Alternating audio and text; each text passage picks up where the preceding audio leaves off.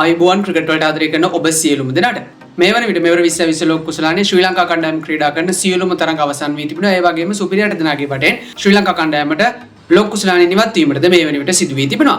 එෙහිදී ශ්‍රී ලංකා කණ්ඩායම මෙවර 2020 ලෝක කුසලානේ පළමු තරඟ තුන ඉතාමත් හොඳින් ක්‍රීඩා කරමින් ජයග්‍රහණ වාර්තා කර ගැනීමට සමත් වුණා. ඉන් අනතුරුව පැවති තරඟ හතරම පිට පරාජයන් හතරක් ලබා ගැනීමට තමයි සමත් වෙන්නේ. එහිදී මූලික වටේ සිම්බාබ්වේ කණ්ඩායම සමග තරඟ පරාජයක් අත් කර ගැනීමට ශ්‍රී ලංකා කණ්ඩායමට සිදු වුණා. ඊට අමතරව සුපිරි 8 දෙනාගේ වටේ එංගලන්ත කණ්ඩායම නවසීලන්ත කණ්ඩායම සහ ඊදිනේදී පැවැත්වුණු පාකිස්තානයේ සමගින් තරඟ තුන ඔවුන්ට පරාජයට පත්වීමට සිදුව තිබෙනවා.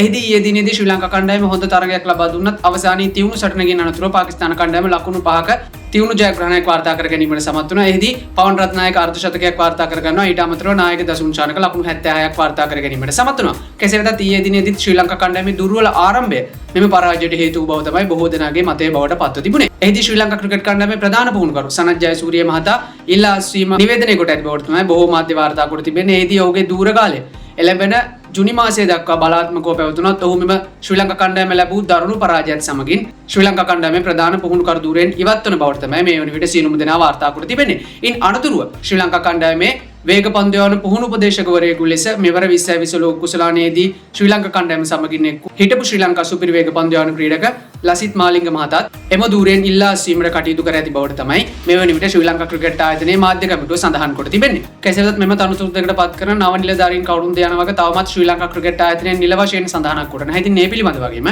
ක්‍රිකට් පිටිය අලුත් වෙන සියලුම තොරතුරු එසෙනින් අපි ඔබ සමගින් බෙදා ගැනීමට සූදානම් වෙනවා. සබ්ස්ක්‍රයිබ් කරලා දිගටම රැඳිලා ඉන්න අපේ YouTube නාලිකාවත් එක්ක එහෙනම් හැම කෙනෙකුටම සුබ දවසක්.